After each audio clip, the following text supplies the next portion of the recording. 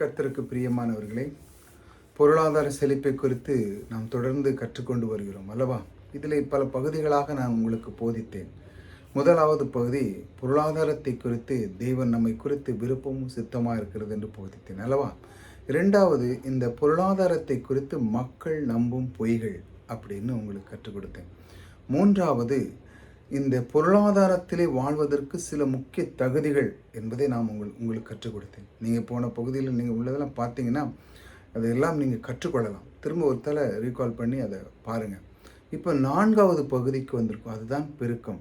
பெருக்கத்தை நம்முடைய வாழ்க்கையிலே தேவன் விரும்புகிறார். அதுவும் மிக முக்கியமானது பொருளாதாரத்தை குறித்து. பாருங்கள், நம்முடைய வாழ்க்கை பொருளாதார பெருக்கம் என்பது எல்லா விதத்திலுமே பெருக்கம் என்பதை மனிதனை குறித்து வைத்திருக்கிற நோக்கமாகவும் திட்டமாக இருக்கிறது. இதுதான் தேவனுடைய அனாதி விருப்பம். அது நம்ம மேலே அவர் வச்சிருக்கார். இதை தான் வேத வசனமும் போதிக்க பாருங்கள். அது எப்படி இருக்கு, அது எந்த அளவு இருக்கு பாருங்க. அவன் எந்த அளவுக்கு பெருக வேண்டும், அவன் எந்த அளவுக்கு நன்றாக இருக்க வேண்டும், அவன் எந்த அளவு பெருக்கம் எல்லா விதத்திலும் ஏற்பட வேண்டும் என்று தேவன் விரும்புகிறார் இல்லையா?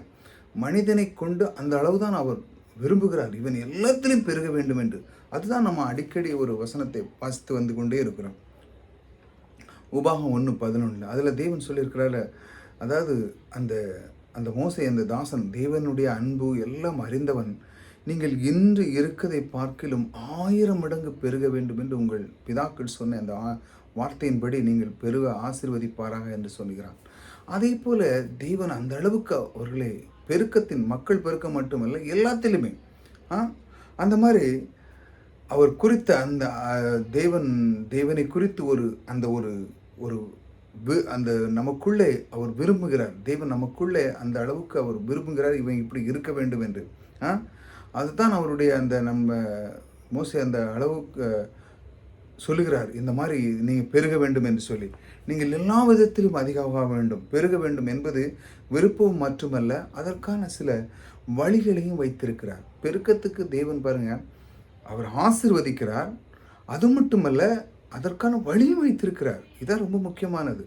மோசே சொன்னது போல நீங்கள் 1000 மடங்கு பெருக வேண்டும். அற்புதமான ஒரு தாசன் பாருங்கள். அவர் எல்லாத்தையும் அறிஞ்சு வச்சிருக்கிறார். இவங்க மேலே அந்த ஆபிரகாமுக்கு சொன்ன அந்த வாக்குத்தத்தம் இவர்களுக்கு மேலே பலிக்கணும். அவர் சொன்ன ஆணையிட்டது ஏனென்றால் அவருக்கு சொன்னார்ல தேவன், அவனுக்கு சொன்ன அந்த ஆணை இவர்கள் மக்கள், அந்த சன்னதியில் வந்த மக்கள் தானே இஸ்ரவேல். ஆகையால் இன்னும் நீங்கள் பெருகணும். ஏற்கனவே அவங்க 1000 லட்சக்கணக்கான பேர் இருக்காங்க. ஆனால் நீங்கள் இன்னும் பெருக வேண்டும் என்று அவர் ஆசீர்வதிப்பாரா அப்படின்னு சொல்கிறார். தேவன் இன்னும் உங்களை ஆசீர்வதிப்பார்னு சொல்லி அந்த அளவுக்கு தேவன் அவர்கள் மேல் விரும்பினார். அதே விருப்பமும் அந்த சித்தமும் நம்மேலும் அவர் தேவன் வச்சிருக்கார் பாருங்க. பெருக வேண்டும் என்பது அவருடைய விருப்பமும் மட்டுமல்ல, அதை வழியும் அவர் வைத்திருக்கிறார். அந்த வழிதான் விதைப்பு அறுப்பு என்கிற வழி. அதை தான் நம்ம தொடர்ந்து கற்றுக்கொண்டு வருகிறோம். அது பலவிதமான காரியத்தில் நான் உங்களுக்கு போதிச்சுக்கிட்டே இருக்கிறேன். அது எப்படி பெருகுவது, எப்படி அதை பாருங்கள். இன்றைக்கு நம்முடைய தலைப்பை பண்ணிக்க பாருங்கள். பணமாகிய விதை எவ்வளவு வல்லமையாக இருக்கிறது. இந்த பணமான விதை, இந்த பணம், நான் உங்களுக்கு ஏற்கனவே தொடர்ந்து சொல்லிகிட்டே இருக்கேன். இந்த பணமாக விதை எவ்வளவு வல்லமையாக இருக்கிறது. சில வார்த்தைகளை இந்த மாதிரி இருக்கிறது என்பது சொல்லி சில வார்த்தைகளை நான் உங்களுக்கு சொல்ல விரும்புகிறேன், போதிக்கவும் விரும்புகிறேன். ஒரு சக்தி வாய்ந்த ஒரு வல்லமை மிக்க விதையாக இருக்கிறது. எது? பணம். பணம் தேவன் அதை விதை என்று சொல்லிவிட்டார். போன வீடியோவில் நான் உங்களுக்கு சொல்லியிருந்தேன். அது மிக சக்தி வாய்ந்ததாக இருக்குது பாருங்கள். அந்த மாதிரி அப்படி நான் நினைக்கிறேன். பணம் என்பது வல்லமை நிறைந்த இந்த விதை என்று காண்கிறேன். ஏனென்று சொன்னால் இதில் சில காரியங்களை நம்ம பார்க்கலாம் பாருங்கள். இந்த உலகத்தில் பாருங்கள், இந்த உலகத்தில் எல்லா ஜனங்களும் பாருங்கள், உலக பணத்தை என்ன பண்ணுறாங்க, காசாக கடவுளாக்கிட்டாங்க பாருங்கள். நீங்கள் வேறு இடத்துல நீங்கள் பார்த்தீங்கன்னா பணம் கீழே விழுந்து அது கடவுள் மாதிரி எடுத்து நல்லா எடுப்பாங்க, முத்தம் கொடுப்பாங்க, வாங்குவாங்க, அப்படிலாம் செய்வாங்க. நிறைய காரியங்கள் நீங்கள் பார்த்துருப்பீங்க. காசே கடவுளாகிட்டாங்க பாருங்கள். காசு கடவுள் என்று சொன்னால் எந்த அர்த்தத்தை சொல்கிறேன் என்று பாருங்கள். நான் உங்களுக்கு சொல்கிறேன். காசு எழுத்தின்படி அவர்கள் வணங்குகிறார்கள். காசு இவர்களை எஜமானாகிவிட்டது. காசு இவர்களுக்கு எஜமான ஆகிவிட்டது. இவர்களை ஆண்டு கொள்கிறது. பணம் தான் இவர்களை ஆண்டு கொள்கிறது. பணம் இல்லைன்னா இல்லை அப்படிங்கிற அளவுக்கு அவங்க, நீ வச்சுக்கா, இல்லைன்னா நீ பயிர்வா, நீ ஆண்டி ஆயிடுவா, நீ சொல்ல அளவுக்கு அவனை ஆண்டு கொள்ளுகிறது பாருங்கள். இவர்கள் ஆண்டு கொள்ளுது. உங்களுக்கு மேலே இருந்து எது ஆளுகிறதோ அதுதான் கடவுள். அப்படித்தானே பிரின்சிபல். எது உங்களுக்கு மேலே ஆளுகிறதோ அதுதான் கடவுளாக மாறுகிறது இல்லையா? இதான் பிரின்சிபலாக நாம் காண்கிறோம் பாருங்கள். உங்கள் மேலே எது இருந்து ஆட்கொள்கிறதோ அதுதான் கடவுள், அதுதான் கடவுளாகிறது. இதுதான் உலக ரீதியமான நம்ம பார்க்குறது பாருங்கள். அநேகர் தன்னுடைய உள்ளத்தை பாருங்கள் பணத்துக்கு விட்டு விடுகிறார்கள். தன்னுடைய உள்ளத்தை பணத்துக்காக விற்று விடுறாங்க. பணத்துக்காகவே மனதாரவே வாழ்ந்து கொண்டிருக்கிற இதுதான் உலகம். அவங்க மனதார அதுக்கு தான் வாழ்ந்து கொண்டிருக்காங்க. இதுதான் உண்மை இல்லையா? இந்த உலகம் பாருங்கள் ரொம்ப மோசமான கேடுகட்ட உலகமாகவும் சந்தோஷமில்லாத உலகமாகவும் பாருங்கள். எந்த நீங்கள் மூலை முடுக்க போங்க, குடும்பமாக எந்த இடத்துல போய் பார்த்தாலும் சரிதான், என்றாலும் சந்தோஷம் இல்லாமல் சந்தோஷம் இல்லாத நிலை. ஏனென்றால் இந்த உலகத்தில் பாருங்கள் நிறைய எல்லா இடத்துலையும் பாருங்கள், எந்த நாட்டுக்கு போனாலும் சரிதான், வல்லரசு நாட்டுக்கே நீங்கள் போனாலும் சரிதான், அங்கேயும் இந்த மாதிரி பணத்துக்குள்ள பிரச்சனை இருக்குது. அவங்களும் சந்தோஷம் இல்லை. ஏனென்றால் இந்த பணம் ஜனங்களை என்ன பண்ணுது?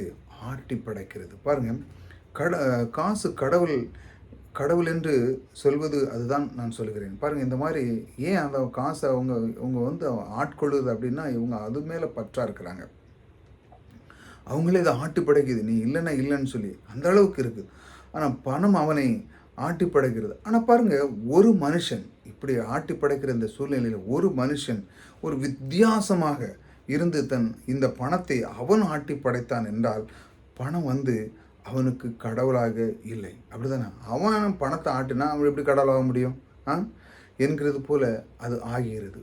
ஏன்னா அவன் வந்து இப்போ பணத்தை அவன் கடவுளாக இல்லை, பணத்தை இவன் ஆட்டி படைக்கிறான். நீ இப்படி செய், இதை செய், அதை செய், அப்படி செய்யு, இவன் தான் ஆட்டி படைக்கிறானோ இல்லையா? பணம் இவன் ஆட்டி படைக்கல. ஒருவன் பணத்தை எடுத்து விதையை போல விதைக்கிறான் என்று சொல்லி காணிக்க தசமாக விலை கொடுக்கும்போது அவன் எதை காண்பிக்கிறான் பாருங்க. அவன் எதை காண்பிக்கிறான்? பணம் என்னை ஆட்டி படைக்கவில்லை, நான் தான் பணத்தை ஆட்டி படை. அப்படிதானே? ஒரு மனுஷன் பாருங்க, உதாரணமாக நீங்கள் எடுத்து கொடுக்குறீங்கன்னு வச்சுங்களேன், யாருக்காட்டு உதவிங்க வாங்குங்க எல்லாம் நான் கொடுக்குறேன். பணமாக என்னை ஆட்டி படைக்கிறது நான் கொடுக்குறேன். எனக்கு தெரியும், எனக்கு தேவாதி தேவன் என்னுடைய ஆண்டவராக கிறிஸ்து எனக்கு தந்த பணம், அவர் என்னை இன்னும் பெருக்கத்தை கொடுப்பார் அப்படின்னு சொல்லி அவன் கொடுக்குறான். அப்போ ஆண்டவர் அவன் கனம் பண்ணுறான். பணத்து மேலே அவன் மேலே இதுதான் கடவுள் அப்படின்னு சொல்லி அவனுக்கு அது மேலே அவன் வைக்கிறதில்லை. பாருங்கள், நான் சொல்கிறேன், பணம் வேண்டும். பணம் சொல்கிறதை போல நாம் நான் பணம் வேணும், ஆனால் பணம் சொல்லுகிறத போல் நான் செய்ய மாட்டேன். நான் பணத்துக்காக நான் வாழ மாட்டேன். அதுக்கு தான் நான் வாழணும், இதுதான் என்னை ஆட்கொள்ளுதுன்னு வாழ மாட்டேன். நான் பணத்தை வணங்கவும் மாட்டேன். பணத்தை சிலவங்க அதை கும்பிடுவாங்க பார்த்தீங்களா? பணத்துக்காக தலைகுனியவும் மாட்டேன். இந்த அளவு இருக்கிறான் பாருங்கள். பணத்துக்காகவும் தலைகுனிய மாட்டேன். அதற்காக என்ன பண்ணுறான் அவன்? நான் பணத்துக்காக இதுதான் எனக்கு அப்படின்னு சொல்லி அந்த அளவு அதுக்கு மேலே நான் அதை நம்பி தான் நான் வாழ மாட்டேன். அப்படி கிடையாது. நான் பணத்தை வணங்கவும் மாட்டேன் எப்படின்னு ஒருத்தன் எழும்புறான்னு வச்சாங்களாம். நான் சொல்கிறேன், பணம் செய்ய வேண்டும் என்று என்ன கண்ணத்தோடு அவன் வாழ்கிறான். அதனால தான் அவன் பாருங்கள், பணம் தான் நான் சொல்கிறது என்னென்னா, பணம் நான் செய்ய வேண்டும், பணம் தான் நான் சொல்லதை நீ செய் அப்படின்னு பணம் சொல்கிறது. அப்போ அவன் என்ன பண்ணுறான் பாருங்கள். அதனால தான் அவன் இந்த மாதிரி விஷயத்தில் அவன் மாட்டிக்கிட்டான். ஆனால் நான் சொல்கிறத நீ செய் அப்படின்னு அவன் சொல்லிடுங்க. பணத்துக்கு அவன் கட்டளை இடுறான்னு வச்சாங்களாம். அதனால தான் அவன் கொடுக்க முடிகிறது. பணம் இவன் அவனுக்குள்ளே கண்ட்ரோல் பண்ணான்னு வச்சாங்கன்னா, பணத்தை இவன் கண்ட்ரோல் பண்ணும்போது தான் அது என்ன பண்ணுது, அவன் கொடுக்க ஆரம்பிக்கிறான். பணம் இவனை ஆண்டால் ஒரு நய பைசா கூட கொடுக்க மாட்டான். பாருங்கள், சிலவங்க கொடுக்கவே மாட்டாங்க. ஏனென்றால் பணம் இவனை ஆட்கொள்கிறது. நீ கொடுக்காத, நீ இப்படி இருந்தனா குறைஞ்சிருவா, அவனுக்கு கொடுத்தா குறைஞ்சிருவா, இவனுக்கு கொடுத்தா குறைஞ்சிருவா, அவனுக்கு கொடுக்காத இவனுக்கு கொடுக்கான்னு சொல்லி பணத்தை மூட்டை கட்டி வச்சுருக்கான். பணம் செலவே பண்ண மாட்டாங்க பாருங்கள், கொடுக்கவே மாட்டாங்க. அப்படி ஆட்கள் நிறையா இருக்கிறாங்க இல்லையா? ஏனென்றால் அதை பற்றி அவங்க புரிஞ்சுக்கிட்டதே இல்லை, கொடுக்க முடியும். ஆனால் இவன் பணத்தை ஆண்டு கொள்கிறதுனால் இவன் அப்படி அப்படி இருக்கான். ஆனால் இவன் என்ன பண்ணுவான்? பணத்தை ஆண்டு கொள்கிறதுனால். ஏனென்றால் பணம் இவன் கண்ட்ரோலில் இருக்குது. பணத்தை இவன் ஆண்டு கொள்ளணும்னா இவன் கண்ட்ரோலில் இருக்குது. இவன் பணத்தை கண்ட்ரோல் இல்லை. அவன் பணத்தின் கண்ட்ரோலில் இல்லை. அதுதான் உண்மை. அப்படிதான் இவன் பணத்தை கண்ட்ரோல் பண்ணுறான். ஆக பணம் இவன் கண்ட்ரோலில் இல்லை. அதுதான் உண்மை. அநேகர் பணத்தை கண்ட்ரோலாக இருக்கிறார்கள். ஒரு கிறிஸ்துவ விசுவாசி என்ன காணிக்கை தசவாகம் இவைகளை அவனுக்கு இதெல்லாம் விளங்கலைன்னு வச்சாங்களா? ஏனென்றால் அவன் இதெல்லாம் கொடுக்க மாட்டான். கிறிஸ்துவ விசுவாசிக்கு தெரியும், ஏன் கொடுத்தா கர்த்தர் எப்படி தாராரு, பணத்தை எப்படி விதை என்று சொன்னார். அப்படி அவன் அதை அறிந்து கொள்ளலைன்னா அவன் கொடுக்க மாட்டான் பாருங்கள். பணம் அவனுக்கு முக்கியமாக இருக்கிறது. அவன் 10% தசமபாகத்திலிருந்து எடுத்து கொடு அப்படின்னா அவன் கொடுக்கவே மாட்டான். ஏன்னு சொன்னால் அதற்கு அவன் அவன் பணத்துக்கு அவன் அடிபணிஞ்சிட்டான். அவன் பணத்துக்கு அவன் பணம் அவனை ஆட்கொள்கிறது. அவன் பாருங்கள் அவர்கள் அவன் பணம் வந்து அவனை ஆட்டி படைக்கிறது பாருங்கள். கிறிஸ்து விசுவாசி இவன் தாராளமாக கொடுக்கணும். பார்த்தா விசுவாசி அவனுக்கு புரிஞ்சிட்டு, இப்போ நான் உங்களுக்கு சொன்னேன், உங்களுக்கு புரிஞ்சிட்டு இல்லையா? அப்போ என்ன பண்ணுது, நீங்கள் தாராளமாக நீங்கள் கொடுக்கிறீர்கள். அவன் அதிகமாக கொடுக்குறான். பணம் அவர்களை ஆட்டி படைக்கவில்லை. அப்படி அதிகமாக நீங்கள் கொடுக்கும் பொழுது என்ன நடக்குன்னா, பணம் உங்களை ஆட்டி படைக்கிறதில்லை.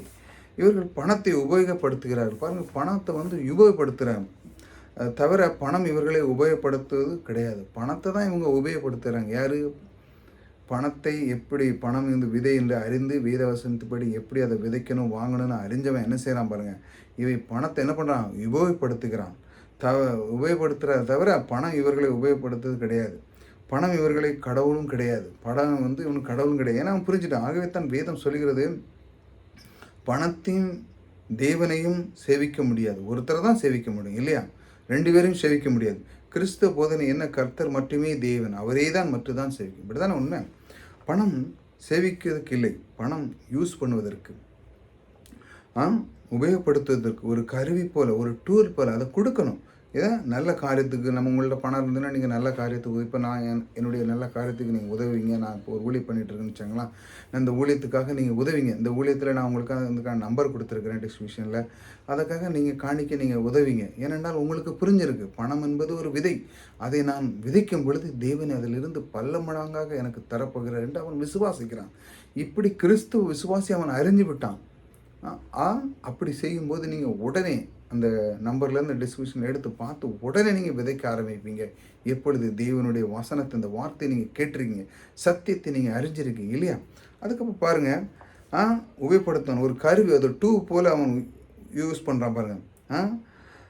நல்ல காரியத்துக்கு நீங்கள் செலவு பண்ணுங்க. உங்கள்கிட்ட பணம் இருந்ததுன்னா பணத்தை நீங்கள் கடவுளாக்கி கொள்ள மாட்டீங்க. நீங்கள் கடவுளாக்கி அதை கொள்ள மாட்டீங்க. ஏன்னா உங்களுக்கு புரிஞ்சுக்கிட்டு பணத்தை வந்து நீங்கள் என்ன யூஸ் பண்ணுவீங்க? எதுக்கு? பீஸ் கட்ட, வாங்க, அது இது நிறைய இருக்குது, மற்ற காரியங்களுக்கு யூஸ், இவைகளை தான் நீங்கள் யூஸ் பண்ணுவீங்க. நான் நினைக்கிறேன் பணம் என்கிற இந்த மாதிரி காரியத்துக்கு தான் நீங்கள் செய்வீங்க. ஆனால் நான் நினைக்கிறேன் பணம் என்பது பாருங்கள், பவர்ஃபுல்லான ஒரு சீடு, மிகவும் சக்தி வாய்ந்த ஒரு விதை இல்லையா? எல்லாத்துக்கும் அது உதவுது பாருங்கள். எல்லா இடத்துக்கும் ஒரு சக்தி வாய்ந்த விதையாக தேவன் வைத்திருக்கிறார் பாருங்கள். இதெல்லாம் நீங்கள் புரிஞ்சுக்கிடணும். கொஞ்சம் கொஞ்சமாக மெதுவாக கேளுங்க. சீடு சக்தி வாய்ந்த ஒரு விதை. ஏனென்று சொன்னால் இதில் இவ்வளவு விஷயம் அடங்கியிருக்குது. இந்த இவ்வளோ காரியத்தை நான் சொன்னேன்னா இதெல்லாம் அடங்கியிருக்கு பாருங்கள். பணத்தை அநேக பேர் கடவுளாக நினைக்கிறார்கள். அப்போ ஒரு மனிதன் பணத்தை எடுத்து கொடுக்கும்போது அது பவர்ஸ் கடவுளாக நினைக்கிறாள். அப்போ பாருங்கள், அதை கடவுளாக அவங்க நினைக்கிறார்கள்ல. அப்போ என்ன பண்ண, ஒரு மனுஷன் இதில் விட்டு வேறு விதமாக அவன் ஒரு மனிதன் பணத்தை எடுத்து கொடுக்கும்போது அது பவர் சீடாக இருக்குது. அதை அவன் நினைக்கிறான். ஆனால் அதிலிருந்து ஒருத்தன் விடுபட்டு அந்த பணத்தை கொடுக்குறான். என்னென்னா அது பவர்ஃபுல் சீடாக இருக்கிறது. ஏனென்று சொன்னால் அவன் பணத்தை கடவுளாக நினைக்கவில்லை. அப்படி தானே ஒருத்தன் பணத்தை கொடுக்குறான்னா அவன் கடவுளாக நினைக்கிறதில்ல. முதல்ல நான் என்ன சொன்னேன், பணத்தை அநேகர் கடவுளாக நினைக்கிறாங்க. அப்போ அவன் என்ன பண்ணதான், மூட்டை கட்டி வச்சிடறான். என்னைக்கு ஒரு கிறிஸ்தவன் கொடுக்க ஆரம்பிக்கிறானோ அவன் என்ன நினைக்கிறான்? ஏனென்று சொன்னால் அவன் பணத்தை கடவுளாக நினைக்கவில்லை என்று தான் அர்த்தம். 2வது காரியம் பாருங்கள், ஒருவன் பணத்தை சம்பாதிக்கும் போது எப்படி சம்பாதிக்கிறான் பாருங்கள். ஒரு மனுஷன், நீங்கள் என்ன நானும் இருக்கீங்க, நீங்கள் வந்து வேலைக்கு போகிறதா இருப்பீங்க, இல்லை பிஸ்னஸ் பண்ணுறதா இருக்கீங்க, நிறைய காரியங்களில் நீங்கள் இருப்பீங்க இல்லையா? ஆனால் ஒரு மனுஷன் சம்பாதிக்கிற விதத்தை எப்படி நம்ம வேத வசனத்திலேருந்து பார்ப்போம் பாருங்கள். அது எப்படி சொல்லி பாருங்கள். ஒருவன் சம்பாதிக்கும் போது எப்படி சம்பாதிக்கிறான் என்று கவனித்து பாருங்கள். அவனை நல்லா கவனிங்க, இந்த வார்த்தையை நல்லா கவனிங்க. அவனுடைய இருதயம் பூரணமாக ஈடுபடுகிறது பாருங்கள். ஒரு வேலை செய்கிறையும் அவன் வந்து அந்த வேலையில் ஃபோக்கஸ் கொடுக்குறான் பாருங்கள். இருதயம் ஈடுபடுகிறது. இவன் விசுவாசிக்கிறான், கையிட்டு செய்கிற வேலையை கர்த்தர் ஆசீர்வதிப்பார். அந்த ஒரு வேலை செய்கிறான், அது கண்டிப்பாக 100% இருக்கணும், அதில் தப்பு இருக்கக்கூடாது, வாங்கக்கூடாது, நான் செய்கிற வேலை பர்ஃபெக்டாக இருக்கணும் அவன் விசுவாசிக்கிறான். ஏன்னா தேவன் அவனுக்கு அறிந்தவன், விசுவாசி பாருங்கள். அவன் ஆசீர்வதிப்பார் என்று அவன் விசுவாசி நம்பி கையிட்டு வேலை செய்கிறான், முயற்சி எடுக்கிறான் பாருங்கள். அவனுடைய இருதயம் அங்கே இருக்கிறது. இருதயத்தில் தான் விசுவாசிக்கிறோம் என்று வேதம் சொல்கிறது அல்லவா? இருதயம் ஈடுபடுகிறது, பிறகு அவனுடைய மனமும் ஈடுபடுகிறது. ஏனென்று சொன்னால் அவனுக்கு இருக்கிற எல்லா அறிவும், மனம், அந்த அறிவு, ஆற்றல் எல்லாவற்றையும் அவன் ஈடுபடுகிறான். இப்படி தான் அவன் பணம் சம்பாதிக்கிறான் இல்லையா? திறமைகளை யூஸ் படுத்துகிறான். யூஸ் படுத்தி தான் அவன் சம்பாதிக்கிறான். அப்போ மனமும் ஈடுபட்டு இருக்கிறது, சரீரம் ஈடுபட்டு இருக்கிறது பணம் சம்பாதிக்கிற விஷயத்தில். ஏனென்று சொன்னால் அவன் கையிட்ட வேலை அவன் செய்கிறான் பாருங்கள். அவன் கையிட்டு வேலை செய்கிறான். கையிட்டு செய்கிற வேலையே யார் செய்கிறார்? கர்த்தர் ஆசீர்வதிக்கிறார் இல்லையா? பலன் சொல்லியிருக்கலாம். அவனுடைய சரீரம், மனம், இருதயம் இவைகளை அவன் ஈடுபடுத்துகிறான். அதாவது ஒரு வேலையில் ஈடுபட்டு இருக்கிறது. வேத வசனத்தின்படி சொன்னான்னு பார்த்தீங்க, மனிதன் பாருங்க, ஆவி, ஆத்மா, சரீரம் அந்த மூணுமா இருக்கிறான் பாருங்க. ஆவியாக இருதயம் ஆவியாகவும், மனம் ஆத்மா பாருங்க. இந்த அந்த ஞானம் இதெல்லாம் அவனுக்குள்ளே இருக்குது. அந்த ஆவி, ஆத்மா, சரீரம் என்று சொன்னால் முழு மனுஷனாக அவன் ஈடுபடுகிறான். அப்படி தானே? முழு மனுஷன் ஒரு வேலை செய்யும்போது பாருங்கள், அவனுடைய எல்லா ஃபோக்கஸும் உள்ளே வந்துடும். அவனுடைய இருதயம், ஞானம், கற்றுக்கொண்டது, சரீரம் அவனுக்குள்ளே ஈடுபடுகிறது. முழு மனதோடு அவன் ஈடுபடுகிறான் பாருங்கள். ஒருவன் சும்மா லேசாக ஒன்றும் பணம் சம்பாதிக்க முடியாது. தன்னுடைய சரீரத்தை எல்லாம், இருதயம், அவனுடைய ஆத்மா எல்லாத்தையும் அவன் ஈடுபடுகிறான் இல்லையா? அவன் முழு ஈடுபாடோடு வேலை செய்து அவன் பணத்தை சம்பாதிக்கிறான். எப்படி சம்பாதிக்கிறான் பார்த்தீங்களா? நான் சொன்ன பார்த்தீங்களா? அவன் அப்படி சம்பாதித்த பணத்தை இருந்து காணிக்கை, தசம்பாங்கள் இவெல்லாம் பாருங்கள். ஞாயிற்றுக்கிழமை தூரம் வராங்க, சபைக்கு காணிக்கை கொடுக்குறான். அதுக்கு முழு மாதமும் அந்த 6 நாளும் அவன் அந்த தன்னுடைய சரீரத்தையும், மனதையும் எல்லாத்தையும் போட்டு அவன் வேலை செஞ்சு அந்த வேலையை அவன் பர்ஃபெக்டாக கொடுக்குறான் பாருங்கள். எல்லாம் செய்யணும், செய்கிறான் பாருங்கள். அந்த வேலையை அவன் கரெக்டாக கொடுக்குறான் பாருங்கள். அப்படி அவன் வேலை செய்து எடுத்து வந்த காணிக்கை, தசோபாங்கள் கொண்டு வந்து தரும்போது அவன் எதை வெளிப்படுத்த காண்பிக்கிறான்? இப்படி கொண்டு வரும்போது என்ன காமிக்கிறான் பாருங்க. அவன் வெளிப்படுத்தி எதை நான் என்னையே கொடுக்கிறேன். அது முழுமையாக மனதை காட்டுகிறது. அவன் என்னையே கொடுக்குறான். ஏன்னா அவன் 3 ஆவி, ஆத்மா, சரீரத்தை முழுமையாக அவன் ஈடுபட்டு சம்பாதிக்கிறான் பார்த்தீங்களா? அப்போ அவன் தன்னையே கொடுக்குறான். நீங்கள் என்னைக்காடி இப்படி யோசிக்கிறீங்களா? பணம் கொடுக்கும்போது, ஆண்டவரே இந்த பணத்தை சம்பாதிக்கிற பலன் தந்தவர் நீர், ஆகையால் இதை நான் என்னையே உமக்கு அர்ப்பணிக்கிறேன் என்று சொல்லி கொடுத்துருக்கீங்களா? இந்த வார்த்தையை அப்படியே கேட்ச் பண்ணுங்கள். இந்த மாதிரி சபைகளை நின்று நீங்கள் காணிக்கை செலுத்தும் போதோ இல்லை நின்று முழங்காலிட்டு ஜெபித்து கொடுக்கும் பொழுதோ இந்த வார்த்தை யூஸ் பண்ணுங்கள். நீர் விதையாக தந்த இந்த பணத்தை நான் யூஸ் பண்ணுகிறேன், உம்மிடத்திலே கொடுக்கிறேன். இது இந்த ஆவி, ஆத்மா, சரீரத்தை நான் முழுமையாக செயல்பட்டு அதில் ஆசீர்வாதத்தை கட்டளிட்ட இந்த தேவனை நான் என்னையே உம்மிடத்தில் கொடுக்கிறேன் ஆண்டவரே. இப்படி சொல்லியிருக்கீங்களா? நான் என்னையே கொடுக்கிறேன். அது முழுமையாக மனிதனாக அது காட்டுகிறது பாருங்கள். அது அவன் கொடுக்கும்போது என்ன அர்த்தமாகிறது? இந்த பணம் என்னை பிரதிபலிக்கிறது. என்னுடைய ஆவி, ஆத்மா, சரீரம் அதில் இருக்கிறது. அப்படிதானே? அதுலேருந்து அப்படி தானே இருக்கிறது.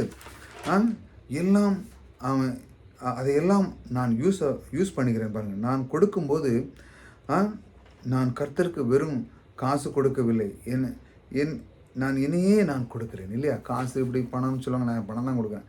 நான் என்னையே கொடுக்கிறேன். நான் கர்த்தருக்கு சொந்தமாக என்னையே கர்த்தருக்கு கொடுக்கிறேன் என்று ஒரு அர்த்தமாகிறது அங்கே. என்னையே நான் உம்மிடத்தில் அர்ப்பணிக்கிறேன். பணம் என்பது மிகவும் சக்தி வாய்ந்த விதையாக இருக்கிறது இல்லையா? அப்படி சக்தி வாய்ந்த விதை என்று அறியாமல் கையில் வைத்து கொண்டு கொடுக்க மாட்டேன் என்று எண்ணத்தோடு இருக்கிறார்கள் பாருங்கள். அந்த விதை சக்தி வாய்ந்த விதை என்று அறியாமல் தான் இருக்கிறார்கள். நிறைய பேருக்கு அறியுதில்லை. இப்போ நான் உங்களுக்கு இந்த சத்தியத்தை அறிவிச்சிருக்கிறேன். தேவன் சொல்லுகிறார், இந்த உங்கள் கையில் கொஞ்சம் பணம் இருந்தாலும் அது விதை மிக சக்தி வாய்ந்தது. உங்களுடைய எதிர்காலத்தை மாற்ற முடியும். நீங்கள் கொடுக்கும் பொழுதுதான் தேவன் சொல்லுகிறார், கொடு, அப்பொழுது நான் கொடுப்பேன் என்று. கொடுக்கும் பொழுதுதான் அது சக்தி வாய்ந்த, அது சக்தி கொடுத்துருக்கிறார் பாருங்கள். விதை என்று கையில் வைத்து கொண்டு அப்படி வச்சுருக்காங்க. அவங்க கொடுக்குறதே கிடையாது. அநேகர் என்ன பண்ணுகிறார்கள்? கையில் பணம் இருக்கிறது, என்ன இருக்கிறது என்று தெரியவில்லை. அவங்களுக்கு தெரியல. காசு, ரூபாய் நோட்டாக தான் அவங்க பார்க்குறாங்க. வெறும் நோட்டாக தான் பார்க்குறாங்க பாருங்க. இது இந்த உலகத்தில் சக்தி வாய்ந்த விதை என்பது அவர்களுக்கு புரியவில்லை. மீண்டும் சொல்கிறேன், பணம் என்பது இந்த உலகத்திலே சக்தி வாய்ந்த ஒரு விதை. இது பெரிய காரியம் நடப்பிக்கும். இது ஒன்று அவர்களுக்கு புரியவில்லை. இது அவங்களுக்கு இது புரியவில்லை. இந்த மாதிரி ஒரு காரியத்தை குறித்து அவங்களுக்கு புரியவில்லை. என்னுடைய கையை விட்டு போகிற விதை பாருங்கள், நல்ல அந்த வார்த்தையை கவனிச்சு எழுதி வச்சாங்க.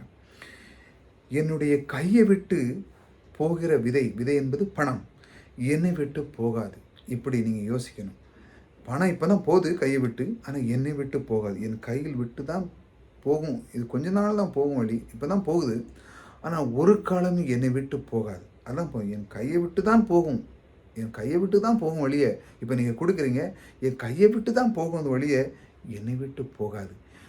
ஒரு காலம் என்னை விட்டு ஒரு நாளும் போகாது. என்னிடத்தில் திரும்ப வரும். ஒரு நாள் என்னை விட்டு போகாது. ஏன்னா அது விதை, சக்தி வாய்ந்த விதை நீங்கள் கொடுத்துருக்கீங்க. அதற்கு பலன் கொடுக்கணும்ல. தேவனுடைய பிரின்சிபல் வேலை செய்தா இல்லையா பாருங்கள், பார்த்துட்டே இருங்க. அதை மறுபடியும் கேளுங்க. ஒரு காலம் என்னை விட்டு போகாது. என்னிடத்தில் திரும்பி வரும். அமுக்கி குலுக்கி சரிந்து என்னிடத்தில் திரும்ப வரும். பாருங்கள், என்னுடைய வாழ்க்கையை விட்டு போகாது, என்னை விட்டும் போகாது. அது திரும்ப வரும் உங்களுக்கு. இதை மனதில் வச்சுங்க. என் கையை விட்டு கொஞ்ச காலத்துக்கு தான் போகிறது ஒழிய என்னை விட்டு போகவே போகாது. கொஞ்ச காலம்தான் போகும். அதை நான் நம்புகிறேன். ஒரு பணம் ஒருவன் இப்போ நான் என்னுடைய ஊழியத்துக்கு நான் அந்த நம்பரில் கொடுத்துருக்குறேன், இந்த டிஸ்கிரிப்ஷனில். நீங்கள் கொடுக்கும்போது இந்த மனதோடு கொடுக்கணும். எந்த மனதும், என் கையை விட்டு கொஞ்சம் காலம்தான் போகிறது கொடுக்குறேன், ஆனால் என்னை விட்டு போகாது என்று நான் நம்புகிறேன். வேத வசனம் அதைத்தான் போதிக்கிறது. ஏனென்றால் இது விதை. என் கையில் இருக்கிற பணத்தை நான் விதையாக காண்கிறேன். விதை என்று சொன்னாலே அதை கொண்டு போய் நட வேண்டும். என் கையை விட்டு போனால்தான் வேலை நடக்கும். அப்படிதான் பெருக முடியும். என் கைவிட்டு போனால்தான் பெருக முடியும். என் கைவிட்டு போனால்தான் பல மடங்கு பெருக முடியும். அப்போ என் கையை விட்டு போகிற விதை என் வாழ்க்கை விட்டு போவதில்லை என்பது தெரியணும். இப்படி தான் உங்களுக்கு தெரியணும் பாருங்கள். கொடுக்கறதுனால எனக்கு ஒரு பெரிய சந்தோஷம் இருக்குது. ஏனென்று சொன்னால் என் கையை விட்டு என்னை விட்டு போய்விட்டு என்று சொன்னால் கஷ்டமாக இருக்கும். அப்போ தான் நான் மனுஷன் வாழ்க்கை பாருங்கள், என்னை விட்டு போச்சுன்னா எனக்கு கஷ்டமாக இருக்கும். ஆனால் பாருங்கள், என்னிடத்தில் திரும்ப பல மடங்கு வரும் என்று நினைத்தால் உங்களுக்கு எவ்வளோ சந்தோஷமாக இருக்கும் பாருங்கள். கொடுக்கறது ஒரு பெரிய பாக்கியம் போல இருக்கும். திரும்ப வருதுன்னு நினச்சினிங்கன்னா உங்களுக்கு சந்தோஷம் பாருங்கள். கொடுக்கறது எப்பண்டா தருணம் வரணும் என்று பார்க்கக்கூடிய நிலையில் ஒரு மனுஷன் பாருங்கள். நிறைய பேர் கொடுக்கறதுல அப்படியே இருக்கான். யாருக்காட்டு உதவலாமா, அவனுக்கு கொடுக்கணும், இவனுக்கு கொடுக்கணும், இவனுக்கு கொடுக்கணும், இவனுக்கு செய்யணும், அவனுக்கு செய்யணும்னு சொல்லி கொடுக்கறதுல நிறைய ஒரு அந்த மாதிரி ஒரு எண்ணம் உள்ளவங்க நிறையா இருக்கிறாங்க. இந்த எஜுகேஷன் கொடுக்குறாங்க, மற்றவங்களுக்கு கொடுக்குறாங்க, உதவி பண்ணாங்க. இப்படி ஏன்னா அவன் அந்த பணத்தை மிக சக்தி வாய்ந்த விதையாக அவன் கருதி விட்டான் பாருங்கள். கூடிய நிலையில் ஒரு மனுஷன் மாறிவிட்டான். எப்படி இருந்த மனிதன் பாருங்கள் எப்படி மாறிவிட்டான் பாருங்கள். இதுதான் ஆவிக்குரிய தன்மை. இது ஒரு ஆவிக்குரிய சப்ஜெக்ட். இதெல்லாம் நீங்கள் புரிஞ்சுக்கிடணும் பாருங்கள். புரிஞ்சுக்கொள்ளணும், நல்லா விளங்கி கொள்ள வேண்டும். என்னடா இது பணத்தை பற்றி பேசுகிறாங்களே அப்படின்னு நீங்கள் யோசிக்கக்கூடாது. பணம் ஒரு பவர்ஃபுல் சீடு. இதை நீங்கள் நன்றாக அறிந்து கொள்ளுங்கள். சாதாரணமான பணத்தில் மனிதன் ஆட்கொள்ளப்படுகிறான் பாருங்கள். ஆனால் இயேசு அவனுக்குள்ளே வந்து தேவனுடைய வார்த்தையை புரிந்து கொண்டு பாருங்கள், உள்ளே வராரு கர்த்தர். இப்போ உங்களுக்குள்ளே வராரு. புரிந்து கொண்டு தேவனுடைய வார்த்தையின்படி நீங்கள் வாழும்போது, சில காரியத்தில் வெளிப்படையாக புரிந்து கொள்ளும்போது, பொருளாதாரத்தை குறித்து சரியாக புரிந்து கொள்ளும்போது இந்த ஒரு காரியத்தை புரிந்து கொள்கிறான். அதெல்லாம் என்னதை புரிஞ்சுக்கலாம்? பணம் ஒரு விதை. இந்த விதை என் கையை விட்டு போகிறது நல்லது. இதெல்லாம் அவன் புரிஞ்சுக்கொண்டா என் கையை விட்டு போகிறது நல்லது. ஏனென்று சொன்னால் நான் கொடுக்கும்போது அது விதைக்கிறது போல அது எனக்கு திரும்ப வந்துவிடும். பல மடங்கு பாருங்கள் அது திரும்ப வரும் என்று அவன் நம்புகிறான் பாருங்கள். அநேகருக்கு இது புரியலை பாருங்கள். கையில் வைத்துக்கொண்டு செழிப்புக்கு என்ன வழி என்று தேடிக்கொண்டு இருக்கிறார். செழிப்புக்கு வழி கையிலே இருக்கிறது. தரித்திலிருந்து செழிப்பு நான் எப்படி போக வேண்டும் என்று வகை தேடிக்கொண்டு இருக்கிறார். இதற்கு அவர் வழியை வைத்திருக்கிறார். இவர் தேவன் வச்சிருக்காரு. ஆனால் மனுஷன் என்ன சொன்னேன், இவர் செய்வாரா, அவர் செய்வாரா, அது செய்யுமா, இவர் தருவாரா, ஏதாட்டு நமக்கு தருவாரா அப்படின்னு பார்க்குறாங்க. ஆனால் கையிலேயே இருக்குது பாருங்கள். கர்த்தர் உண்டு பண்ணின வழி ஒன்று இருக்கிறது. அதை கொஞ்சம் கூட கவனிக்க கிடையாது. அதை பற்றி வேதத்தில் போதிக்கிறது கொஞ்சம் கூட கவனிக்க. தேவன் எப்படி அதை பெருக்கத்தை கூடாது கொஞ்சம் கூட கவனிக்கிறது. வேத வசனம் திட்டவட்டமாக போகுது. சிறுக விதைக்க சிறுக வைப்பான், பெருக விதைக்க பெருக இருப்பான். கொடுங்கள், அப்பொழுது உங்களுக்கு கொடுக்கப்படும். பாருங்கள், ஏகப்படும் தசம்பங்களை கொண்டு வா, பண்டசாலைகளை கொண்டு வா, இடம் கொள்ளாம் மட்டும் வரிசிக்க மாட்டேன் என்று சொல்லி இப்படி ஏகப்பட்ட வசனங்கள் இருக்குது. இவைகளை கேட்குறதே கிடையாது. நீ உன்னுடைய தேவசில் உன்னுடைய முதல் பலனை கொண்டு வா, அதன் மூலமாக நான் ஆசீர்வதிப்பேன்னு சொல்லியிருக்கலாம். இந்த மாதிரி இதெல்லாம் கேட்குறதே கிடையாது. கத்தரை கனம் பண்ணு, அப்பொழுது உன் களஞ்சியங்கள் பூரணமாய் நிரம்பும், உன் ஆலயம் திரசரசம் புரண்டோடும். இவைகளை இந்த மாதிரி வார்த்தைகளை கவனிக்க. நீ முதல் பலன் இது கொடு, உன்னுடைய முதல் பலனை எனக்கு கொடுன்னு சொல்லுற. இந்த மாதிரி அவங்களுக்கு கவனிக்கிறதே கிடையாது. எதெல்லாம் நம்ம பெருக்க வேண்டுமோ அந்த வார்த்தைகள்லாம் அவங்க விட்டுருவாங்க. கொடுக்கும்போது எப்படி திரும்ப வருகிறது என்பது வேத வசனம் பணத்தை ஒரு விதை போல பேசுகிறது என்பதை கவனிக்கிறதே கிடையாது. பாருங்கள், கொடுக்கும்போது எப்படி திரும்ப வருகிறது என்பதை வேதவசனம் சொல்லதை கவனிக்கிறதே கிடையாது. பணத்தை ஒரு விதை போல பேசுகிறது என்பதை அவங்க கவனிக்கிறதே கிடையாது. கையிலே காசை வைத்துக்கொண்டு, கையிலே விதை வைத்துக்கொண்டு இந்த இந்த இதை வைத்து எப்படி பெருகுவது, எப்படி எப்படி வேதத்தில் போதிக்கிறது என்பதை கொஞ்சம் கூட கவனிக்காமல் எப்படி செழிப்புக்காக என்ன வகை தேடிக்கொண்டு இருக்கிறார்கள் பாருங்கள். அவங்க என்ன செய்யலாம், ஏதாட்டு ஜெபம் பண்ணணும், வாங்கணும், உபாசம் பண்ணணும், கண்ணீர் இடணும், இப்படி தான் செய்கிறாங்க வெளியே. இதுக்கெல்லாம் தயார். ஆனால் வேத வசனம் என்ன சொல்லுகிறது என்று கவனிக்கிறதே கிடையாது. அப்படி போடுறதேன், இப்படி போடுறதேன், 10 நாள் உபாசம் போடுறேன், ஆண்டவரே எனக்கு அங்கேருந்து பணம் வந்துடணும், இங்கேருந்து பணம் வந்துடணும். ஆனால் வேத வசனத்தின்படி தேவன் பணத்தை விதை என்று சொல்லிவிட்டார். உங்கள் கையில் இருக்கிறத நீங்கள் ரிலீஸ் பண்ண கற்றுக்கொள்ளுங்கள். ஆமாம், கொடுக்கும் பொழுதுதான் அதனுடைய பலனை நீங்கள் அடைய முடியும். கையில் பூட்டி வச்சுட்டு இருக்கிறது உங்களுக்கு அது பலனே கொடுக்காது. பாருங்கள், நம் கையில் இருக்கிற நம்மை தரித்திரத்திலேருந்து, நம்ம கையில் இருக்கிறத என்ன செய்கிறது பாருங்கள், நம்ம தரித்திரத்திலிருந்து செழிப்புக்கு கொண்டு போகக்கூடிய வாகனம் போல. பாருங்கள், நம்ம கையில் இருக்கிற பணம் அந்த அளவுக்கு வேலை செய்து பாருங்கள். தேவன் சொல்லுகிறார் பாருங்கள், ஒருவன் பயணம் பண்ணுகிறான்னு பச்சாங்களே. இப்போ ஒருத்தன் ஒரு 1000 கிலோமீட்டர் பயணம் பண்ணுறான்னா அவன் என்ன பண்ணுறாங்க, நடந்தே போகிறான்னா அதை விடையும் ஒரு துக்க காரியம் ஒன்றுமே கிடையாது. 1000 கிலோமீட்டர் நடந்து போனால் எப்படி முடியும்? அதுக்கு கடவுள் என்ன கண்டுக்கலே இல்லை, என்ன அப்படி ஆகிட்டே இப்படி ஆகிட்டே என்னன்னு சொல்கிறாங்க. அந்த மாதிரி ஒரு காரியத்தில் அவங்க செய்கிறாங்க பாருங்கள். 1000 கிலோமீட்டருக்கு நடந்தே போனால் எப்படி? அவங்கள்ட்ட பணம் இருந்துச்சுங்களா பாருங்கள். ஒரு காரியத்தை புரிந்து கொள்ளவே இல்லை. கையில் வைத்திருக்கப்பட்ட பணம் ஒரு வாகனம் போல, பணம் வாகனம் போல இங்கே இருந்து தூக்கி அங்கே கொண்டு போய் ஒரு சக்தி அதில் இருக்கிறது பாருங்கள். இங்கேருந்து தூக்கி குறைவிலிருந்து நிறைவுக்கு கொண்டு போகக்கூடிய சக்தி இந்த பணத்து கையில் இருக்கிறது. கர்த்தர் பணத்தை ஒரு விதை போல வைத்திருக்கிறார், அதுதானே? அதை 1000 மைல் பாருங்கள், இந்த இருந்து 1000 மரம் கடந்து போகிறவுடைய ஒரு சக்தி கொடுத்துருக்காரு. இப்போ பாருங்கள், நடந்து போகிறான். இப்போ பிளெயினில் நீங்கள் போனிச்சாங்களா, பிளெயினில் அழகான கருவிகள்லாம் பண்ணி அழகாக வச்சுருக்காங்க. நீங்கள் பணம் கொடுத்தீங்கன்னு வச்சாங்களா, இங்கேருந்து உங்களை அந்த 1000 கிலோமீட்டர் 2 மணி நேரத்தில் கொண்டு விட்ருவாங்க. எவ்வளோ அற்புதமான ஒரு சக்தி வாய்ந்த பாருங்கள். இந்த அளவுக்கு அது வேலை செய்து பாருங்கள். நீங்கள் இங்கேருந்து கடந்த 1000 மணி நடந்து போனால் என்றைக்கு போங்க. இப்படி தான் எல்லோரும் இருக்காங்க. ஏதாட்டு கொடுக்காம அப்படியே கொஞ்சம் காலம் அப்படியே ஏதாட்டு பண்ணிக்கிட்டு இப்படியே இருக்காங்க. கொடுக்குறதே கிடையாது. பிறகு ஏதாட்டு ஒன்று வரும், அவ்வளோதான். ஆனால் கொடுக்கும் பொழுது என்ன நடங்க, இங்கேருந்து டேரெக்டாக செழிப்பு கொண்டு போயிருது பாருங்கள். அவனை அந்த பிளேன்லேருந்து ஏறி எங்கே கொண்டு போகணுமோ, எவ்வளோக்குள்ளே அவன் விதைக்கிறானோ பாருங்கள். அதனால தானே அந்த பிளேன்லாம் போனீங்கன்னா உங்களுக்கு காசு அதிகமாக இருக்குது. உடனே 2 மணி நேரத்தில் கொண்டு கொடுத்துருதான். எந்த அளவுக்கு விதைக்கும் பொழுது அதனுடைய சக்தி வேலை செய்து பாருங்கள். அந்த பணம் நீங்கள் இங்கே நடந்து போகிற இடத்த 2 மணி நேரத்தில் கடற்கரை கொண்டு விட்டுருதான். அந்த மாதிரி ஒரு வாகனம் போல் உங்களை தூக்கிட்டு போகுதுங்க. இந்த தரித்திலேருந்து செழிப்புக்கு கொண்டு போகுது பாருங்கள். அந்த 1000 மைல் போகிற ஆள் இந்த பிளேனில் ஏறிவிட்டான்னு என்ன நடக்கிறப்போ அந்த இது நடக்கிறப்போ பாடலாம் நமக்கு பட வேண்டிய அவசியமே இல்லை. சீக்கிரம் போய் சேர்ந்துடலாம். அந்த அளவுக்கு ஒரு சக்தி இருப்பாங்க. வெரி சுலபமாக ஆயிடுது. 1 மணி நேரம் 2 மணி நேரத்தில் போய் சீக்கிரம் சேர்ந்தேன். அறியாமல் இருக்கிற கிறிஸ்தவர்கள் வாழ்ந்து கொண்டு இருக்குது. இந்த மாதிரி இது தெரிய மாட்டேங்குது. எப்படி இந்த பணம் எவ்வளோ பவர்ஃபுல் ஷீடு, இது எப்படிலாம் வேலை செய்யுது, இது எப்படி செய்யுது பாருங்கள். அதெல்லாம் கவனிக்கிறதே கிடையாது. இந்த மாதிரி கர்த்தர் இதை வாகனம் போல் வைத்திருக்கிறார். கொடுக்கும்போது அப்படியே ஒரு லிஃப்ட் மாதிரி அந்த பணத்தை என்ன பண்ணுதுன்னா, அந்த கொடுத்த உடனே அது என்ன பண்ணுது, உங்களை தூக்குது. உங்களை லிஃப்ட் மாதிரி உங்களுடைய வாழ்க்கையின் திறத்தை மாற்றுது. உடனே நீங்கள் கொடுத்த உடனே அது விதைச்ச உடனே அது என்ன பண்ணுது, பல மடங்கு பெருக்கி உங்களை உயர்த்துது. எப்பொழுது? கொடுக்கும் பொழுது. தூக்கி பறந்து கொண்டு போகிற நாம் செல்ல வேண்டிய செழிப்புக்கு கொண்டு போய் அங்கே இருக்கிறது தரித்திலிருந்து இந்த செழிப்புக்கு கொண்டு போய் சேர்க்கிறது. அப்பேற்பட்ட சக்தி இந்த பணம் விதையிலே வைத்திருக்கிறார். குறைவிலிருந்து செழிப்புக்கு நிறைவுக்கு ஏராளமான தாராளமாய் கொண்டு போய் சேர்க்கக்கூடிய சக்தி அதில் இருக்கிறது. பணத்தை நாம் விதையாக கண்டு கொடுக்கும்போது நம்முடைய எதிர்காலத்தை நாம் அதன் மூலமாக நிர்ணயிக்கக்கூடிய சக்தி நாம் பெற்றிருக்கிறோம். இது இன்னொரு பாயிண்ட். பணத்தை நாம் விதையாக கண்டு, நல்லா கவனிங்க, பணத்தை நாம் விதையாக கண்டு கொடுக்கும்போது நம்முடைய எதிர்காலத்தில் நாம் அதன் மூலமாக நிர்ணயிக்கக்கூடிய சக்தி நம்மை பெற்றிருக்கிறோம் இல்லையா? அது ரொம்ப முக்கியமில்ல. அநேகர்கள் நம்முடைய எதிர்காலத்தில் எப்படி இருக்க வேண்டும் என்று நினைக்கிறாங்க, கோல்லாம் செட் பண்ணுறாங்க. ஆனால் அடையக்கூடிய சக்தி அவங்ககிட்ட இல்லை.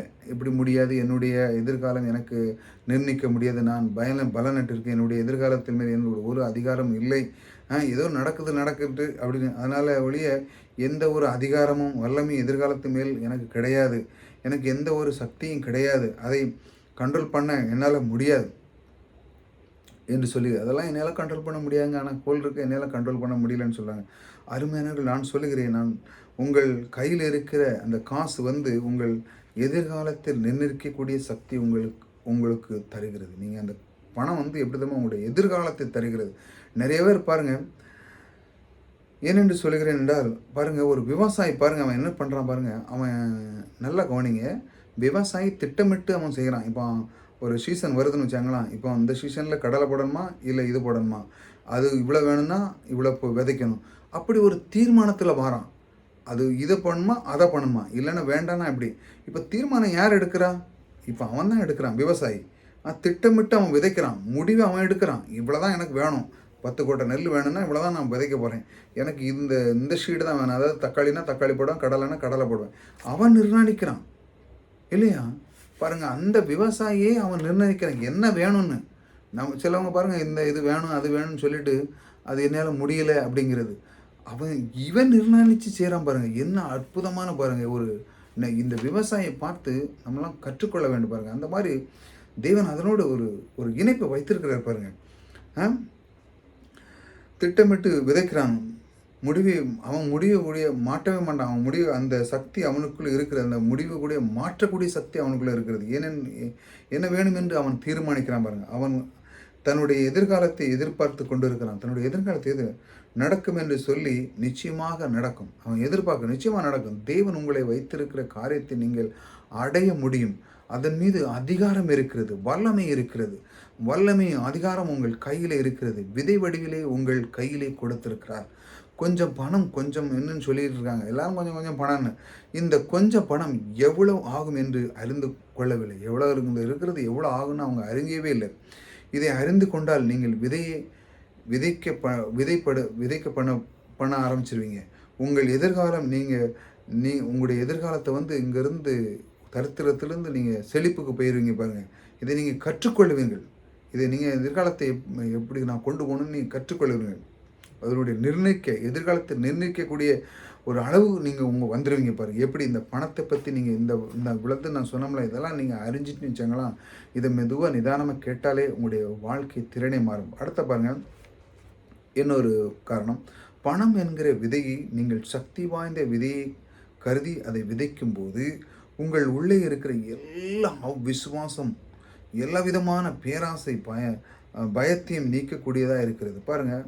இதை நீங்கள் விதைன்னு சொல்லும் பொழுது, விதையாக கருதி அதை விதைக்கும் பொழுது இது என்னெல்லாம் போகுது, அவ்விசுவாசம், பேராசை, இதெல்லாம் அநேகர் அவ்விசுவாசத்தில் ஆட்கொள்ளப்படுகிறார். வாழ்க்கை பற்றி கொஞ்சம் கூட நல்லதே எண்ணவே முடிய மாட்டாங்க. ஐயோ அது நடந்தாலும் நடக்கும், எப்படி இருந்தாலும் எடுத்துகிட்டு போட்டு அப்படின்னு சொல்லி அவங்க அந்த மாதிரி அவ்விசுவாசத்தில் நாளை நல்லது நடக்கும் என்று, என்ன நடக்க போகுது அப்படின்னு அவங்க எதாவது நடந்தாலும் நடக்கும் அப்படி, இந்த மாதிரி அவ்விசுவாசத்தில் இருக்காங்க. நான் எதிர்பார்த்தே கிடையாது, நல்லதே எதிர்பார்க்க கிடையாது. அவர்களுக்கு டோட்டல் அவ்விசுவாசம் தான். அப்படிப்பட்ட ஆட்கள் ஒன்றுமே கிடைக்க போகிறதில்ல. அவ்விசுவாசத்தில் என்னது நடக்க போகுது, ஏதாவது கொடுத்தேன், இப்படி என்ன நடக்க போகுது, அப்படி செய்ய போகுது, இப்படிப்பட்ட ஆட்களுக்கு ஒன்றுமே நடக்காது. அவ்விசுவாசத்தில் இருக்காங்களா? ஒருவன் பணத்தை எடுத்து கொடுக்குறான் என்றால் அவனுக்கு இருக்கிற அவ்விசுவாசம் போயிட்டதுன்னு அர்த்தம் இல்லையா? அவ்விசுவாசம் எப்போ போது, அவன் பணத்தை எடுத்து கொடுக்கும்போது போகுது. அவன் விசுவாசம் இருக்கிறதுனால அவன் கொடுக்கிறான். அவன் விசுவாசத்தை அவன் அவ்விசுவாசத்தை ஒழித்து விட்டான். அவன் விசுவாசம் இருக்கிறதுனால தான் கொடுக்குறான். எப்போ அவனுக்கு அவ்விசுவாசத்தை ஒழிச்சிட்டான், அப்புறம் தான் அவன் கொடுக்குறான் பாருங்கள். அவனை கீழே இழுக்கிற சக்தி ஒன்றுமில்லாமல் போய்விட்டது. அவனை இழுக்கிற சக்தி எப்போ அவன் இந்த ஷீடை புரிஞ்சிட்டானோ அன்னையிலேருந்து அவனுக்கு கீழே இழுக்கிற சக்தி அழிஞ்சிட்டுன்னு அர்த்தம். இதையும் நல்லா புரிஞ்சுக்காங்க. என்னைக்கு கொடுக்க ஆரம்பிச்சிட்டானோ அவனுடைய கீழே இழுக்கிற சக்தி அழிஞ்சு விட்டது என்று அர்த்தம். பேராசை நிறைய பேருக்கு இருக்கிறது இல்லையா? பேராசை என்றாலே மூட்டை கட்டுறது தான் பாருங்கள். அவனுடைய வாழ்க்கையில் மூட்டை கட்டி வச்சு அவனுக்கு சந்தோஷம் இல்லாத ஒரு வாழ்க்கை, யாரும் கொடுக்க மாட்டான், வாங்க மாட்டான், பிள்ளைகளுக்கு மனைவிக்கு எதுவுமே செய்ய மாட்டான் பாருங்கள். இப்படிப்பட்ட ஆட்களுக்கு என்ன பாருங்கள், இது ஒரு விதமான தீய சக்தி பாருங்கள். ஒருவன் பணத்தை எடுத்து கொடுக்கிறான் என்று சொன்னால் அவன் தீய சக்தியை மேற்கொண்டு விட்டான் என்றான். அவனும் அப்படிதான், தீய சக்தியை மேற்கொண்டு விட்டான் என்றான். பேராசை அவனுக்கு கிடையாது. சில கொடுக்கிறது என்று சொன்னாலே யோசிப்பார்கள். அவன் கொடுக்கிறான் என்று சொன்னால் உள்ளத்தில் ஒரு மாற்றம் உண்டாக இருக்கிறது. சில காரியம் அவன் புரிந்து கொண்டான் என்று அர்த்தம். அவன் அதிகமாக அவன் கொடுக்கிறான் பாருங்க. அநேகருக்கு இப்போ இந்த மாதிரி கொடுக்குறான். எப்படி அவனுக்கு இந்த கொடுக்கும் பொழுது இந்த தீய சக்தியை அவன் நீக்கி விட்டான், கொடுக்கிறது மூலமாக. இது ஒரு பாயிண்ட்.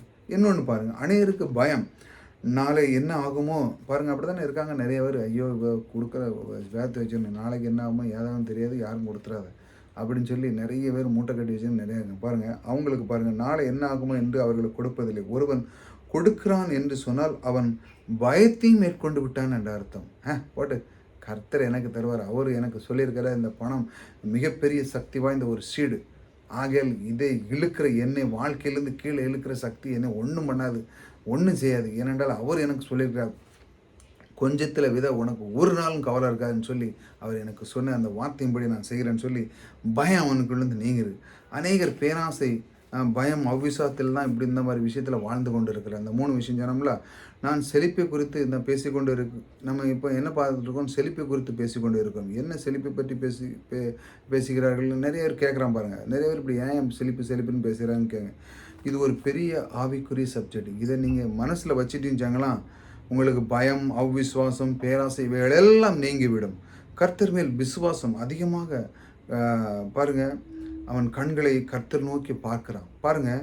கர்த்தர் பேரில் அவன் விசுவாசம். அதுக்கப்புறம் கர்த்தர் கண் நோக்கி பார்க்குறான். அவன் கர்த்தருக்கு கொண்டு வந்து கொடுத்த உடனே வசனத்தின் பலகணிகளை திறந்து அவன் தேவன் பாருங்கள், அவனுக்கு தேவன் இடங்களும் கொள்ளாதபட்டு அவனை கர்த்தர் ஆசீர்வதிக்கிறார்.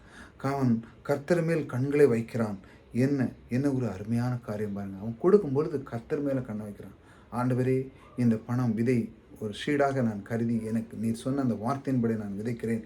என்னை கீழே இழுக்கிற அந்த சக்தி இந்த நிமிஷமே நிர்மூலமாகிவிட்டு சொல்லி பயம், பேராசை, அவ்விசுவாசம் எல்லாம் அடியோடு நீக்கிறான். எப்படி கொடுக்கும் பொழுது. இன்னும் பணமாகிய விதை நீங்கள் பணமாக விதை நீங்கள் எண்ணி கொடுக்க ஆரம்பிக்கிறீங்களோ, என்றைக்கு அந்த பணமாக விதை என்று எண்ணி சொல்லி கொடுக்க ஆரம்பிக்கிறீங்களோ, உங்களுடைய எதிர்காலம் பாருங்கள். இப்படி நீங்கள் நினைக்கும் போது மறுபடியும் இந்த வார்த்தை திரும்ப ஒரு தடவை சொல்லும் பாருங்கள். பணமாகிய விதை, இந்த பணம் உங்கள் கையில் இருக்குல்ல, இந்த பணமாகிய விதையை நீங்கள் எண்ணி கொடுக்கும் பொழுது, இந்த தான் விதைன்னு சொல்லி கொடுக்க ஆரம்பிக்கும் போது என்ன நடக்க பாருங்கள். உங்களுடைய எதிர்காலம் எப்படி பாருங்கள். ஒரு நாய்க்குட்டி உங்கள் பக்கத்தில் வந்து நின்றுட்டு அடுத்தல என்ன செய்யணும், அப்படிப்பா அங்கே செய் இப்படி சொன்னோன்னே அது என்ன செய்யணும் எதிர்பார்த்துருக்கு. இவன் என்ன சொல்லுவான் அப்படின்னு எதிர்பார்த்துட்டு இருக்கு. அந்த நாய் உங்களையே பார்த்துட்ருக்கு. அந்த மாதிரி செய்ய வேணும்னு சொல்லி காத்திருக்கிறத உங்களுடைய எதிர்காலம் உங்கள் காலடியில் வரும். எப்பொழுது இந்த பணத்தை விதை என்று நீங்கள் விதைக்கும் பொழுது. இப்போ நான் செய்கிற இந்த ஊழியத்துக்கு நீங்கள் செய்கிற பல்லாயிரம் மடங்கு, லட்சம், கோடி மடங்கு இந்த ஊழியத்துக்கு நீங்கள் சென்ட் பண்ணுறீங்க. உங்களுடைய வாழ்க்கை எதிர்காலம் எப்படி இருக்குது, நீங்கள் சொல்கிறதான் நடக்கும். அந்த அளவுக்கு இப்படி இந்த நாய்க்குட்டி நின்றுட்டு என்ன செய்யணும்னு சொல்லுங்கள். அந்த மாதிரி நீங்கள் நான் போடுற இந்த நம்பரில் டிஸ்கிரிப்ஷனில் கொடுத்துருக்க நம்பர், நீங்கள் விதைக்கிற விதை அந்த அளவு உங்களுடைய வாழ்க்கை திறனை மாற்றப் போகிற பாருங்க. உங்களுடைய கட்டளைக்கு அது காத்து கொண்டு இருக்கிறது. அப்படி தானே நீங்கள் செய்யும்போது இது எண்ணும் பொழுது, நீங்கள் எண்ணி அதை கொடுக்கும் பொழுது உங்கள் எதிர்காலம் எப்படி இருக்குது, இப்படி இருக்குங்க. கர்த்தர் சொல்ல உங்களுடைய கட்டளைக்கு அது காத்து கொண்டு இருக்குது.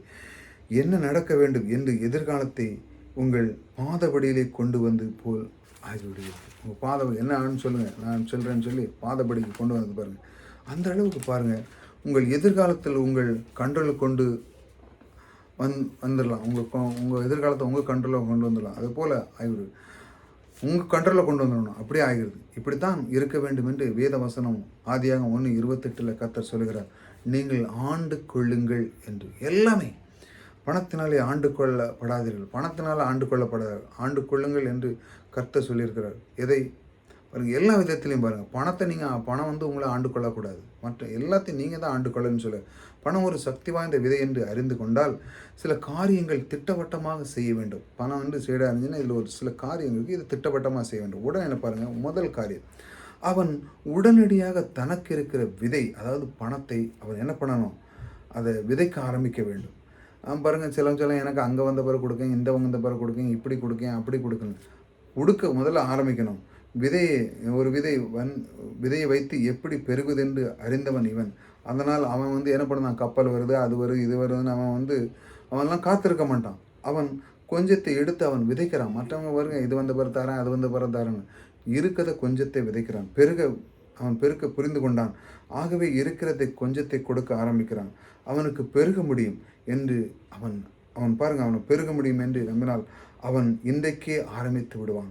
நாளை வரைக்கும் அவன் வெயிட் பண்ண மாட்டான். நான் இதிலிருந்து பெருக போக என்று அவன் ஆரம்பிச்சு விடுவான். ரெண்டாவது காரியம், அவன் தொடர்ந்து ஒழுக்கமா அதாவது ஒழுங்கா அவன் தொடர்ந்து ஒழுங்காக கொடுக்க ஆரம்பிக்கிறான். விவசாயி பாருங்க, ஒரு விஷயம் அவங்ககிட்ட புரிஞ்சுங்க. இது வருஷம் எல்லா வருஷம் ஃபுல்லாக இத்தனை அறுவடை வேணும், இத்தனை இருக்கணும், இது என்னென்னு அந்த ஒழுக்கத்தின் பிரகாரம், அதாவது அந்த சரியாக அந்த ஒழுக்கத்தின் பிரகாரம் அவன் செய்கிறான். ஆகையில் அவன் பாருங்கள், அத்தனை தடவை அவன் விதைக்கிறான், அத்தனை தடவை அவன் அறுக்கிறான். அவன் ஒழுக்கத்தின் பிரகாரம் இந்த மாதம் இது, அடுத்த மாதம் இது, கடலை, பருப்பு, வெண்டைக்காய், இப்படி கரெக்டான மாதத்தில் போட்டு அவன் கரெக்டாக விதைச்சி என்ன பண்ணுறான், ஒழுங்காக. அதாவது இந்த சீசனில் அப்படி இல்லை, அந்த சீசனில் இப்படி இல்லை, அப்படி கிடையாது. கரெக்டாக அவனுக்கு தெரியுது. ஆகையால் அவன் சரியாக அவன் அறுவடை பண்ணுகிறான். அவன் அறுக்கிறான். ஒன்று கூட அவனுக்கு மிஸ் ஆகவே செய்யாது. அப்பொழுதுதான் வந்து கொண்டே இருக்கும். அது கரெக்டாக செய்யும்போது தான் அது வந்து கொண்டே இருக்கும். அந்த ஒழுக்கம், அந்த கொடுக்கறதை சரியாக செய்கிறான் பாருங்கள். நீங்களும் பாருங்கள், தேவனிடத்தில் சிலவங்க கொடுக்கும்போது இப்படி கொடுப்பாங்க, அப்படி கொடுப்பாங்க. சிலவங்க கொடுக்குறதே கிடையாது. சரி, எதுக்கு கொடுக்கணும், சிலவங்க ஏதோ கொடுக்கணும் அப்படின்னு சொல்லி கொடுக்கும். இப்படி இல்லை, அவன் சரியாக தெரிஞ்சு. இப்போ நீங்கள் வந்து இப்போ கேட்டிருக்கீங்க, உங்களுக்கு கண்டிப்பாக இந்த வேத வசனத்தின்படி நீங்கள் செழித்து வாழ்வீர்கள். ஏனென்றால் தேவன் உங்களை செழிக்க வைக்க அவர் விரும்புகிறார். இந்த வசனத்தின்படி பணத்தை விதையாக நீ விதை. இப்போ நான் செய்கிற அந்த ஊழியத்துக்கு நீங்கள் கண்டிப்பாக நீங்கள் விதைக்கும் பொழுது உங்களுடைய வாழ்க்கை பாருங்கள், எதிர்காலம் உங்கள் காலடியில் வந்து விடும். அந்த அளவுக்கு தேவன் ஆசீர்வதித்து வைக்கிறார் பாருங்கள். ஒன்றும் கூட மிஸ் ஆகுது. அப்படி தான் நமக்கு வந்து கொண்டே இருக்கும். ஒழுங்காக நாம் விதைக்கும் போது நம்முடைய வாழ்க்கை பொருளாதாரத்தில் என்ன பண்ணும், ஒழுங்காக நீங்கள் செய்யும்போது பொருளாதாரம் முன்னேறி கொண்டே செல்லும். இது ரெண்டாவது. மூணாவது பதம், விதையை விதைக்கும் போது விசுவாசம் அவன் அதனோடு சேர்த்து வைத்து விதைக்கிறான். விசுவாசத்தையும் சேர்த்து வைத்து விதைக்கிறான். ஒருத்தன் பணம் கொடுக்குறானுங்களா, சபை கொடுக்குறான், அவன் எதை வச்சு கூட என்ன வச்சு விதைக்கிறான், விசுவாசத்தை வைத்து அவன் விதைக்கிறான். வெறும் விதை அல்ல, வெறும் பணமும் அல்ல. கொடுக்கும்போது அவன் பணத்தை மட்டும் அவன் கொடுக்குற காசு அப்படின்லாம் கிடையாது. அதோடு என்ன பண்ணுறான், அவன் விசுவாசத்தையும் வைத்து எதிர்பார்க்கிறான் பாருங்கள், கொடுக்குறான் பாருங்கள். கர்த்தருடைய வாக்குத்தத்தங்களை நோக்கி பார்க்கிறான். ஏதோ ஒன்று எதிர்பார்த்து கொடுக்குறான். கண்டிப்பாக அவங்க எதிர்பார்த்த கர்த்தர் இந்த நான் விதைச்சிருக்கிறேன், கண்டிப்பாக எனக்கு 10,000 மடங்கு தருகிறவர். ஏன்னா அவர் சொல்லியிருக்கிறது இது சீடு, இது விதை என்று சொன்னால் அவன் எதிர்பார்த்து கொடுக்குறான் பாருங்க. கொடுங்கள் அப்பொழுது கொடுக்கப்படும். எதிர்பார்த்து கொடுக்கறதுனால விசுவாசமும் கலந்திருக்கிறது இல்லையா.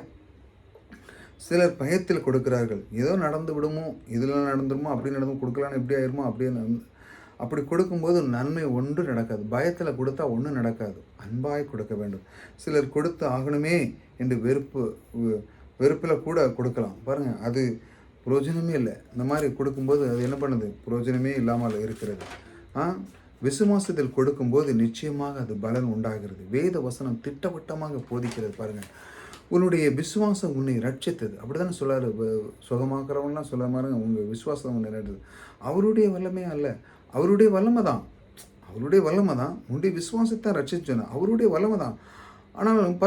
ஆனாலும் இருந்தாலும் சுகமாகிறது. அவருடைய வல்லமை சுகமாகிறது. ஆனாலும் பாருங்கள், இருந்தாலும் உன்னுடைய விசுவாசத்தினாலே உனக்கு சுகமாகிறது என்று சொன்னார்.